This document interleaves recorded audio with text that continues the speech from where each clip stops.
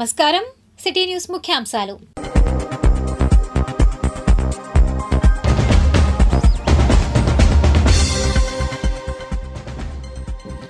రాజధానిలో భూ సమీకరణకు ప్రభుత్వం సమాయత్తం గ్రీన్ సిగ్నల్ ఇచ్చిన సిఆర్డీఏ